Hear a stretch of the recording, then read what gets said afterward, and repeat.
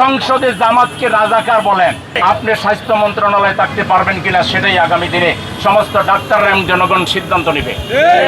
আপনারা এই উদ্দেশ্য প্রণোদিত রাজনৈতিক প্রতিহিংসাবশত যে বদলিগুলো করছেন, এই পর্যন্ত যা বদলি করেছেন এগুলো ফেরত নিয়ে আসেন জায়গা মতো।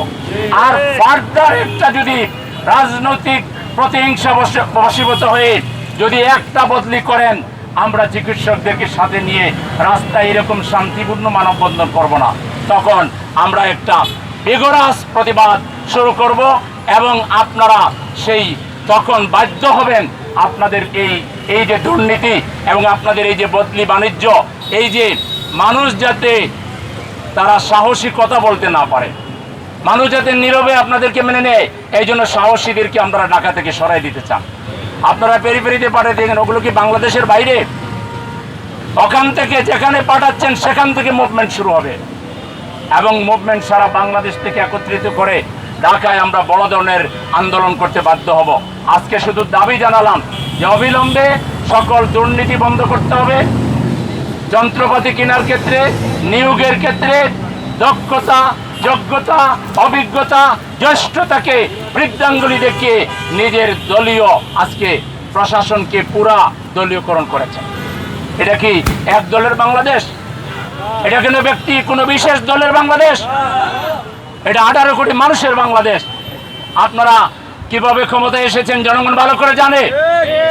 সুতরাং আপনারা যা খুশি তাই যদি করতে চান, স্বেচ্ছাচারিতা করতে চান, এর পরিণতি মোটেই শুভ হবে না।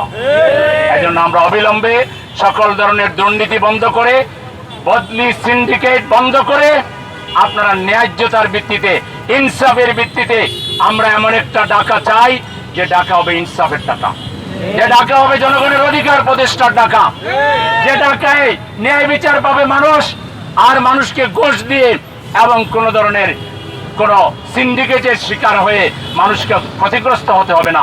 আমরা সেই রকম একটা ঢাকা চাই। সেই জন্য ঢাকা থেকেই কিন্তু আমরা আন্দোলন শুরু করব। ঢাকা বাংলাদেশের রাজধানী, স্বাস্থ্য খাতের দুর্নীতি বন্ধ করার জন্য আমি ঘোষণা দিচ্ছি, এই ঢাকা সিটিতে কোনো দুর্নীতি আমি কিন্তু সহ্য করব না। দুর্নীতির বিরুদ্ধে আমাদের জিহাদ আগেও ছিল, এখনো আছে এবং চূড়ান্তভাবে আমরা ঘুষ, দুর্নীতি এবং সকল প্রকার সিন্ডিকেটের বিরুদ্ধে আমরা আমাদের সংগ্রাম আমরা চালিয়ে আসছি। চূড়ান্ত বিজয় অর্জন না হওয়া পর্যন্ত আমাদের সংগ্রাম চলবে। কি আপনারা কি সংগ্রাম করতে রাজি আছেন? শুধুমাত্র রাজনৈতিক প্রতিহিংসার বশবর্তী হয়ে তাদেরকে ঢাকা থেকে বদলি করে পেরিফেরিতে প্রান্তিক এলাকায় পাঠিয়ে দেওয়া হচ্ছে। ইতিমধ্যে 2 শতাধিক কর্মচারী এবং অভিজ্ঞ ডাক্তারকে বদলি করা হয়েছে। একটাই অপরাধ, তারা অন্যায়ের প্রতিবাদ করে। একটাই তাদের অপরাধ, তারা ত্যাগী, তারা ফ্যাসিবাদের বিরুদ্ধে লড়াই করেছেন, তারা আল্লাহওয়ালা মানুষ, যার ফলে আজকে এই আমানতদারিতা রাষ্ট্র ভঙ্গ করে খেয়ানতের আশ্রয় নিয়ে তারা ফ্যাসিবাদের দূষর যারা, এদেরকে এই সব জায়গায় আমাদের অভিজ্ঞ পেশাজীবী ডাক্তারদেরকে বদলি করে দুর্বল যারা, দুর্নীতিবাদ যারা, যারা স্বৈর শাসনের পদলেহনকারী, তাদেরকে এই সব জায়গায় পদায়ন করে তারা জুলাই সংগ্রামের সাথে, জুলাই যোদ্ধাদের সাথে, জুলাই শহীদদের সাথে বিশ্বাসঘাতকতা করে। স্বাস্থ্যমন্ত্রী সাহেব, আপনি কি আজকে স্বাস্থ্যমন্ত্রী থাকতেন না জেলে থাকতেন?